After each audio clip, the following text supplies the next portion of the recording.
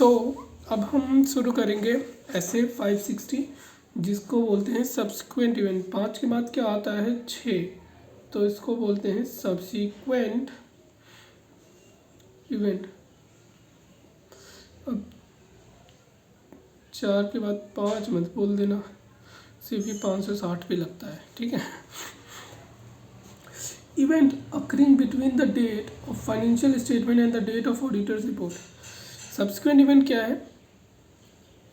ये इवेंट कब अकर होता है? Between the date of financial statement and the date of auditor's report. मतलब कि आपकी फाइनेंशियल स्टेटमेंट की डेट एंड ऑडिटर रिपोर्ट की डेट, इसके बीच में आता है subsequent event. Event occurring between the date of financial statement and date of auditor's report.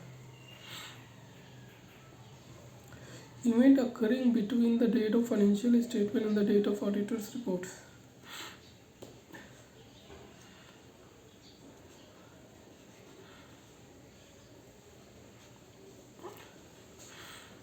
Event जो अकर होता है between the date of financial statement and the date of auditor's report. मान लो यहाँ पे ऑडिटर रिपोर्ट की date है और ये फाइनेंशियल स्टेटमेंट। जब फाइनेंशियल स्टेटमेंट इसके बीच में जो आएगा ये होता है subsequent event. Fact that become known to auditor after the auditor report.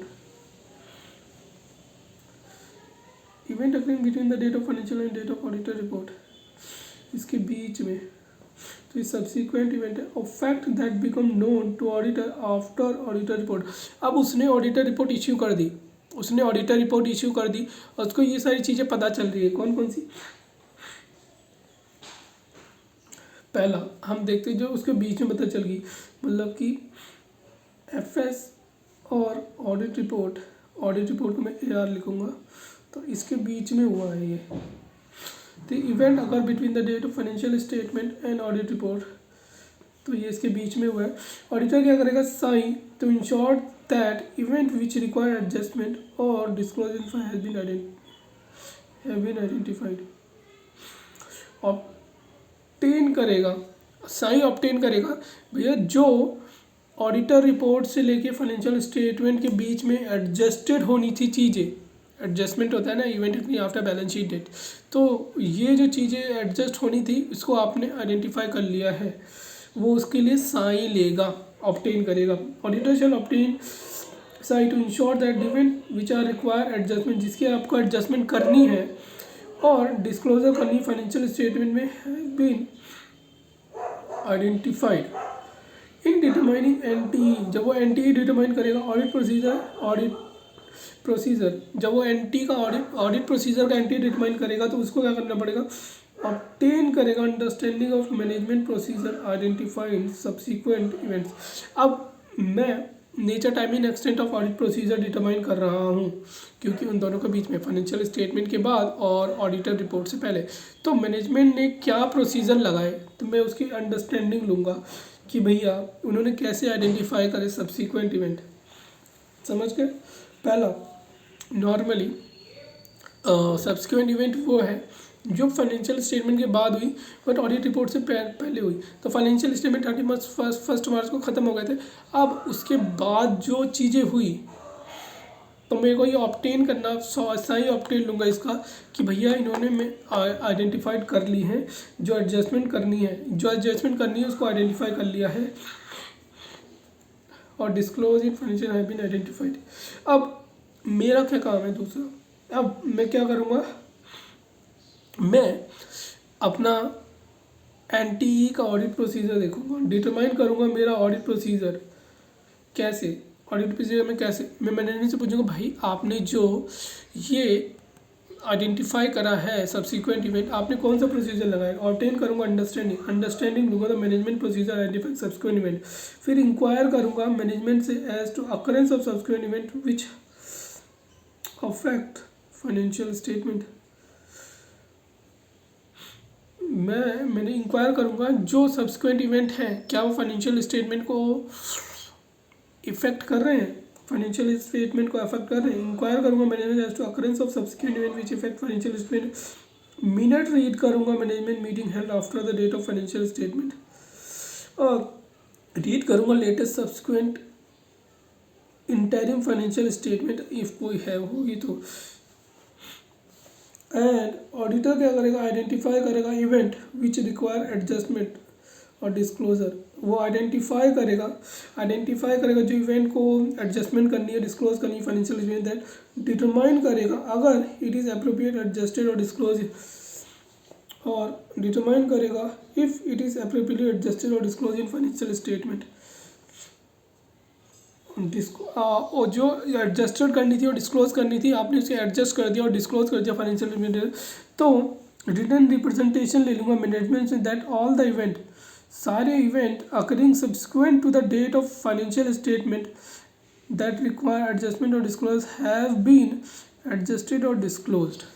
तो रिटर्न रिप्रेजेंटेशन दे दो मेरे को, सिंपल सी बात, कुछ नहीं करना, एक पॉइंट ख़त्म आपका। मैंने 31 मार्च के बाद ऑडिट रिपोर्ट से पहले मैं देखूंगा भैया कोई इवेंट हुआ है जो एडजस्टेड और डिस्क्लोज करना है फाइनेंशियल स्टेटमेंट में, मैं उसका साई ऑब्टेन कर लूँगा। मैंने साई ऑब्टेन कर लिया। अब मैं देखूंगा मेरा एनटीई इम्पैक्ट तो नहीं कर रहा, मैं NTE nature time extent of audit procedure, तो मैं सबसे पहले क्या करूँगा, मैनेजमेंट ने कौन सा प्रोसीजर लगाया टू आइडेंटिफाई करने के लिए सब्सिक्वेंट इवेंट, फिर मैनेजमेंट से इंक्वायर करूँगा, क्या इंक्वायर करूँगा, क्या वो इम्पैक्ट करते हैं फाइनेंशियल स्टेटमेंट को, फिर मैं मिनट्स रीड कर लूँगा जिससे मैं एनटीई डिसाइड कर रहा हूँ, मैं एनटीई डिसाइड कर रहा हूँ सब कुछ। अभी दो ही चीज़ करनी है, एनटी डिसाइड कर रहा हूँ, रीड कर लूँगा मिनट, और इंटरिम फाइनेंशियल स्टेटमेंट अगर कोई इशू हुई होगी तो वो रीड कर लूँगा। और ऑडिटर आइडेंटिफाई करता है जो मैनेजमेंट को डिस्क्लोज और एडजस्ट करना था वो उन्होंने प्रॉपरली एडजस्ट और डिस्क्लोज कर दिया, तो मैं क्या कर लूँगा, रिटर्न रिप्रेजेंटेशन ले लूँगा कि भैया जो डिस्क्लोज करना था आपने डिस्क्लोज कर दिया, आपने डिस्क्लोज कर दिया और एडजस्ट कर दिया, तो उसका मुझे को रिप्रेजेंटेशन दे दो, रिप्रेजेंटेशन लेटर। यहाँ पे हमारा ख़त्म होता है, जो बैलेंस शीट के बाद होता है और ऑडिट रिपोर्ट से पहले होता है। Fact that become known to auditor after the date of auditor report but before the financial statement are issued. अब मैंने ऑडिट रिपोर्ट दे दी और ऑडिट रिपोर्ट इशू,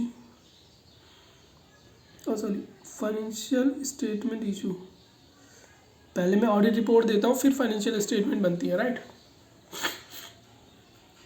अब पहले मैं ऑडिट रिपोर्ट देता हूँ फिर फाइनेंशियल स्टेटमेंट इशू करते हैं, ठीक है। अब मैंने ऑडिट रिपोर्ट इशू कर दी, मैंने दे दी, ये लो भैया सब कुछ true and fair, you unqualified opinion है मेरा, और उन्होंने अब वो देखेंगे अरे हाँ भाई सब अनक्वालिफाइड दे रखी है, तो सारा कंपाइल करेंगे, बैलेंस शीट बनाएंगे, पीएनएल बना ऑलरेडी बना होगा बस एडजस्टमेंट कर देंगे। फिर अब कर दी उन्होंने वेबसाइट में डाल दी कि भैया इसका रिजल्ट आ गया, सेबी को बता दिया हमारे फाइनेंशियल स्टेटमेंट आ गए, इश्यू हो गई। अब उसके बीच में जो इवेंट हुआ, मेरे रिपोर्ट इश्यू करने के बाद और उनके सेबी की वेबसाइट में अपलोड होने और उनकी वेबसाइट में अपलोड होने तक के बीच में जो डिफरेंस है ये उसकी बात करता है। अब क्या है, auditor has no obligation to perform any procedure regarding financial statement after issue of auditor report. उसकी कोई ऑब्लिगेशन नहीं है, उसने रिपोर्ट इशू कर दी, जय माता दी, जाओ अब मैं कोई प्रोसीजर नहीं लगाऊंगा।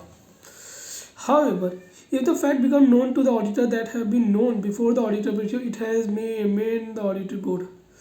अब एक फैक्ट पता चला उसको एक फैक्ट पता चला कि भैया अगर मेरे को पहले पता होता, ये फैक्ट मेरे को पहले पता होता तो मैं ऑडिट रिपोर्ट चेंज कर देता, मेरा अफेक्ट हो जाता ऑडिट रिपोर्ट।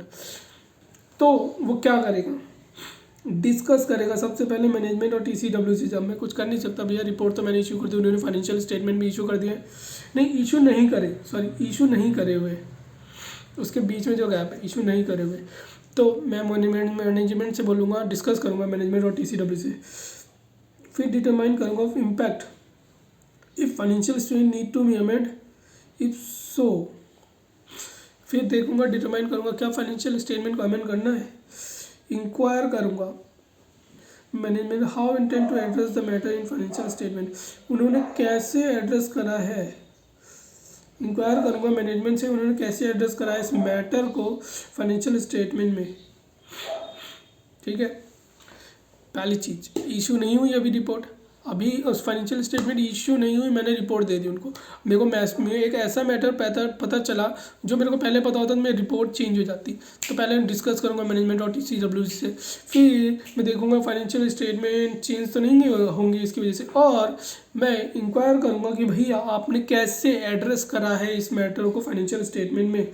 फिर अगर मैनेजमेंट अमेंड कर देता फाइनेंशियल स्टेटमेंट, अगर मैनेजमेंट क्या करता है, अमेंड कर देता फाइनेंशियल, ही शैल कैरी, अगर मैनेजमेंट क्या कर देता है, अमेंड कर देता फाइनेंशियल, तो ही शैल कैरी करेगा ऑडिट प्रोसीजर ऑन अमेंडमेंट। अब भैया ऑडिट प्रोसीजर नहीं लगाने थे, अब क्या नहीं था, ऑब्लिगेशन नहीं थी ऑडिट प्रोसीजर परफॉर्म करने की फाइनेंशियल ऑडिट रिपोर्ट इशू करने के बाद, बट अब उसको कुछ मिल गया तो उन्होंने उसको अमेंड कर दिया, तो ऑडिट प्रोसीजर लगाएगा जो अमेंड कराए। Extent of these procedure, date of new audit report. Extend these procedure to date of new audit report. Extend कर देगा उसको प्रोसीजर को date of new audit report, और प्रोवाइड करेगा new audit report on amended FS। फिर provide करेगा क्या, new audit report on amended SS dated not earlier than the approval of amended financial statement. उस डेट पे जब वो अप्रूव हो गए, फाइनेंशियल स्टेटमेंट अप्रूव हो गई, उससे पहले की डेट डालेगा, उसके बाद की नहीं, उससे पहले की डेट। ठीक है। इफ लॉ और regulation financial report does not prohibit, अगर लॉ और रेगुलेशन क्या प्रोहिबिट नहीं करते किस चीज़ को, management for restricting amendment to financial statement to subsequent event, the auditor is permitted to restrict the audit procedure to that amendment. मतलब अगर लॉ और रेगुलेशन प्रोहिबिट नहीं करते मैनेजमेंट को from restricting amendment to financial statement subsequent event, तो auditor is permitted to restrict audit procedure to that amendment. मतलब अगर law और रेगुलेशन बोल रहे हैं कि आप भैया अगर तुम्हारे में अमेंड है तो अमेंड करो, तो क्या दिक्कत है। और फिर ऑडिटर इसमें क्या करेगा, वो उसी में ऑडिट प्रोसीजर परफॉर्म करेगा जो अमेंडेड पार्ट है, वहीं पर ऑडिट प्रोसीजर परफॉर्म करेगा। तो ऑडिटर शैल आइदर क्या करेगा, अमेंड कर देगा audit report to include an additional date restricted to amendment in financial statement, restricted to amendment in financial statement. Amend कर देगा ऑडिट रिपोर्ट को अमेंड कर देगा। ठीक है, अमेंड कर देगा audit report to include an additional date, उसमें ताकि इंक्लूड कर दे additional date restricted to amended financial, और डेट उससे ज़्यादा नहीं होगी जो फाइनेंशियल रिपोर्ट कहाँ पे हुई थी, अमेंड हुई थी। ठीक है, प्रोवाइड करेगा न्यू और amended audit report that include emphasis of matter paragraph and other matter paragraph that conveys audit procedure on subsequent event restricted to emphasis on amended financial year. अब जो उसने अमेंडेड और न्यू ऑडिट रिपोर्ट इश्यू करी तो उसमें एक होगा emphasis of matter paragraph, other matter paragraph. उसमें क्या लिखा होगा, भैया जो हमारा ऑडिट प्रोसीजर है सिर्फ अमेंडेड पार्ट तक रिस्ट्रिक्टेड है, उससे ज़्यादा नहीं है। ठीक है, चलो एक बार हम देख लेते हैं। पहले हमने जब ऑडिट रिपोर्ट इश्यू कर दी, हमने ऑडिट रिपोर्ट इश्यू कर दी, हमारी कोई ऑब्लिगेशन नहीं, हमें पता चलता है कि भैया अगर हमने ऑडिट रिपोर्ट इश्यू करी, अगर हमें ये चीज़, हमें एक मैटर पता चलता है, हमने अगर ये हमें पहले पता चलता तो हम अपनी ऑडिट रिपोर्ट क्या करते, अमेंड कर देते। अब क्या हो रहा है, अब मैं क्या करूँगा इस केस में, मैं सबसे पहले मैनेजमेंट से डिस्कस करूँगा मैनेजमेंट से, और इम्पैक्ट क्या होगा फाइनेंशियल स्टेटमेंट, और उन्होंने कैसे एड्रेस कराई थे फाइनेंशियल स्टेटमेंट में। ठीक है, डिस्कस करूँगा मैनेजमेंट TCW से, डिटरमाइन करूँगा यदि फाइनेंशियल स्टेटमेंट को अमेंड करना है, और इंक्वायर करूँगा मैनेजमेंट कैसे एड्रेस करा है। अगर मैनेजमेंट फाइनेंशियल स्टेटमेंट अमेंड कर देता है तो मैं एक अमेंडेड रिपोर्ट इशू करूँगा, बट उस डेट से ज़्यादा की नहीं होगी, मतलब उस जब अमेंड हुए फाइनेंशियल स्टेटमेंट उससे ज़्यादा की डेट नहीं होगी।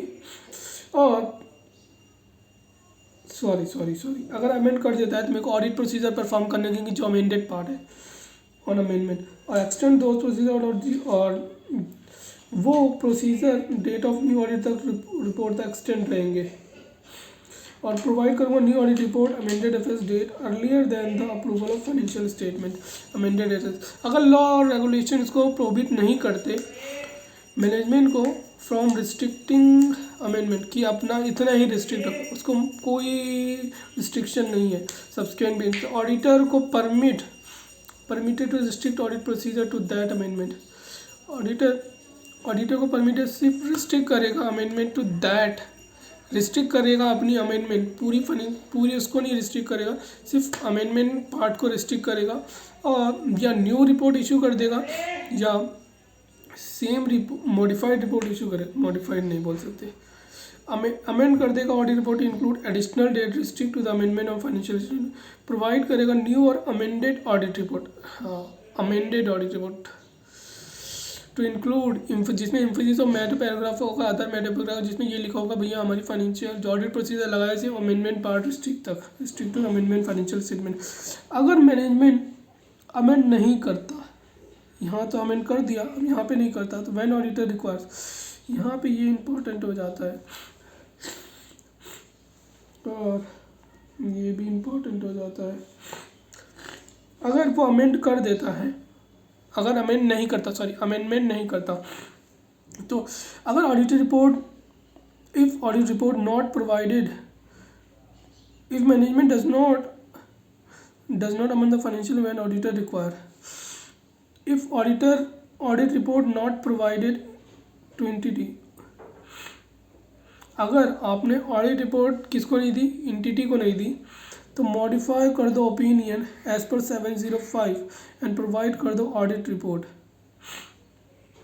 इफ आपने ऑडिट रिपोर्ट दे दी है, आपने ऑडिट रिपोर्ट दे दी और देन नोटिफाई मैनेजमेंट और TCW not to issue financial statement to third parties, उसको बोलो नोटिफाइड कर दो मैनेजमेंट को भैया कि इशू ना करे थर्ड पार्टी को। If management still issue financial statement, auditor shall take action to prevent reliance. Auditor क्या करेगा, मैनेजमेंट इशू कर देता है फाइनेंशियल, तो auditor shall take action to prevent reliance on financial statement, तो वो एक्शन ले लेगा भैया फाइनेंशियल स्टेटमेंट पे रिलाय मत करना, ऑब्टेन कर लेगा लीगल एडवाइस, तो ये लीगल एडवाइस ऑब्टेन कर लेगा वो। अगर फाइनेंशियल स्टेटमेंट वो अमेंड नहीं करता और आपने ऑडिट रिपोर्ट इशू नहीं करी थी, मॉडिफाई कर दो 705 के अकॉर्डिंग, और अगर आपने ऑडिट रिपोर्ट इशू कर दी है और मैनेजमेंट, तो आपने ऑडिट रिपोर्ट इशू कर दी है management, if you have provided, notify कर दो मैनेजमेंट को फाइनेंशियल स्टेटमेंट मत इशू करना। अगर वो इशू कर देता है तो क्या करो, एक्शन ले लो, prevent reliance on audit report, कि भैया रिलायंस मत करना ऑडिट रिपोर्ट पे। अब fact that become known to auditor after financial statement are issued, financial statement ये रही और ये फैक्ट है, फाइनेंशियल स्टेटमेंट इशू और उसकी फैक्ट जो आपको बाद में पता चला, फाइनेंशियल स्टेटमेंट इशू हो गई, फैक्ट आपको बाद में पता चले। अगर फाइनेंशियल स्टेटमेंट है भी नहीं इशूड तो कोई ऑब्लिगेशन नहीं है। हाउएवर अगर कोई fact become known to the auditor that is become known to the date of audit report, he amend the audit report and he shall discuss management, determine करेगा नीड फाइनेंशियल अमेंडमेंट और inquire करेगा management to interest the address matter. वही question है पूरा। अगर उसने लगता है कि भैया अमेंड कर देता तो पहले करेगा डिस्कस करेगा मैनेजमेंट और TCWG से, फिर देखेगा अमेंडमेंट तो नहीं करनी, इफ़ डिटरमाइन करेगा if FS need amendment and if so तो इंक्वायर करेगा मैनेजमेंट से how they address amendment in financial statement, how management intend to address the matter in FS। If management amend the financial statement तो auditor क्या करेगा, carry out करेगा audit procedure necessary in circumstances, जो necessary है circumstances के लिए for amendment, और review करेगा steps taken by management that everyone in the receipt of previously issued financial statement with audit report has been inform of situation, और review करेगा management ने क्या स्टेप लिए कि इन्फॉर्म करने के लिए जिसको रिपोर्ट इशू कर दी इसको इन्फॉर्म करेगा भैया ये अमेंडमेंट हुई है इसमें। extend audit procedure to date of new audit report, dated no earlier than the approval of amended financial statement. Amended financial statement से audit report पहले नहीं होगी. Provide a new audit report on amended FS. Provide कर दो new audit report on amended SS. If new or amended duty आपने issue कर दिया, emphasis और मैटर पैराग्राफ होगा, इसमें रेफरिंग करेंगे note of financial statement discussing the reason for the amended financial statement and AR. अगर मैनेजमेंट अमेंड नहीं करता तो इन्फॉर्म कर दो यूजर्स को about the situation. Auditor notify management and decision that seek prevent future reliance on AR. मतलब कि management को, अगर मैनेजमेंट क्या नहीं करता, अमेंड नहीं करता फाइनेंशियल स्टेटमेंट, तो क्या कर दो, यूज़र्स को इन्फॉर्म कर दो कि भैया उस पर रिलायंस मत करना. Users about the situation auditor note, उसको यूज़र्स को बता दो कि भैया ऑडिटर ने नोटिफाई कर दिया मैनेजमेंट को that seeks auditor to prevent, अब रिलायंस मत करना audit report. Even despite of such notification management उसने कोई स्टेप नहीं लिया, ये नोटिफिकेशन के बाद भी मैनेजमेंट ने कोई स्टेप नहीं लिया, तो ऑडिटर को एक्शन लेगा to prevent reliance on audit report, obtain legal advice. अगर मैनेजमेंट अमेंड नहीं करता एंड इन्फॉर्म कर देता है यूजर को about the situation, the auditor shall notify management that auditor seek to prevent future reliance on audit report.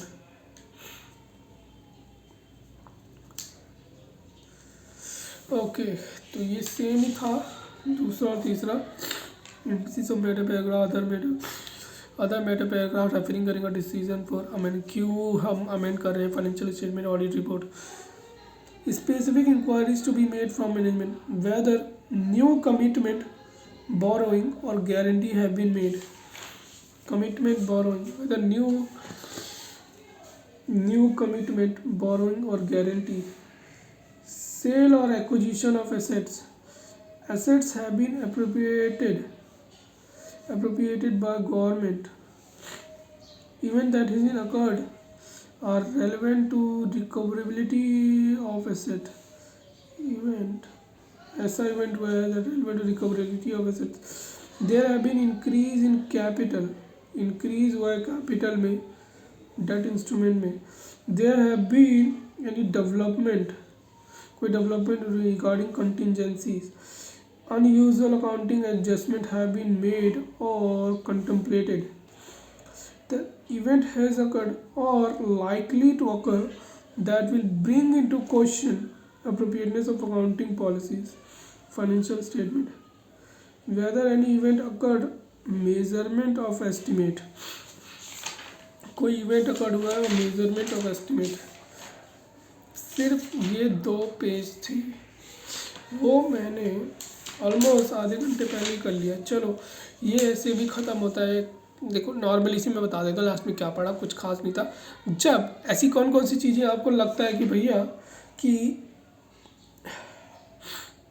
हमें amend करनी पड़ सकती रिपोर्ट, तो क्या आपने कोई न्यू कमिटमेंट बोरोइंग करी है और गारंटी एंटर करे हो, आपने क्या करा, कैपिटल आया आपके पास, सेल कर दी और एक्वायर कर लिया आपने एसेट, सेल कर ली और एसेट्स एक्वायर कर लिया, या तो आप प्लान कर रहे हो.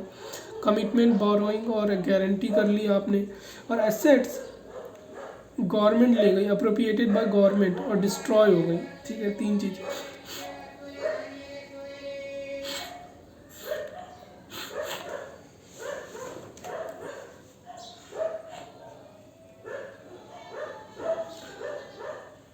यहाँ पे एसेट्स लिख लो, एक गवर्नमेंट ले गई, आप एक्वायर कर रहे हो, सेल कर रहे हो. ठीक है, सेल और एक्वायर कर रहे हो, सेल और एक्वायर. लाइबिलिटीज एंटर कर दी आपने और बोरोइंग्स. ठीक है, लाइबिलिटीज में एंटर कर दिया. रिकवरेबिलिटी ऑफ एसेट हो गई, रिकवर हो गई एसेट. ठीक है, इंक्रीज, कैपिटल इंक्रीज हो गई, कैपिटल इंक्रीज हो गई. Development in contingency, contingencies develop हो गई, कंटिजेंसीज डेवलप हो गई. और unusual accounting adjustment have been made in 3 assets में आ गई, 3 लाइबिलिटीज में आ गई। देखो एसेट्स गवर्नमेंट ले गई, सेल्स आपने सेल कर लिया या एक्वायर कर लिया एसेट्स को, रिकवर हो गई एसेट्स। लाइबिलिटीज़ में आपने एंटर कर लिया गारंटी बोरोइंग और commitment borrowing guarantees. Capital increase हो गई आपकी और कंटिजेंसीज डेवलपमेंट हो गई कंटिजेंसीज में। और अकॉर्ड 3-6 बहुत है, ठीक है, नहीं याद रहेगा तो देखी जाएगी। तो ठीक है, ये हो गया हमारा ऐसे 560 सब्सक्राइबर 25 मिनट लगे, नॉट अ बैड आइडिया। चलो अब हम मिलते हैं नेक्स्ट वीडियो में।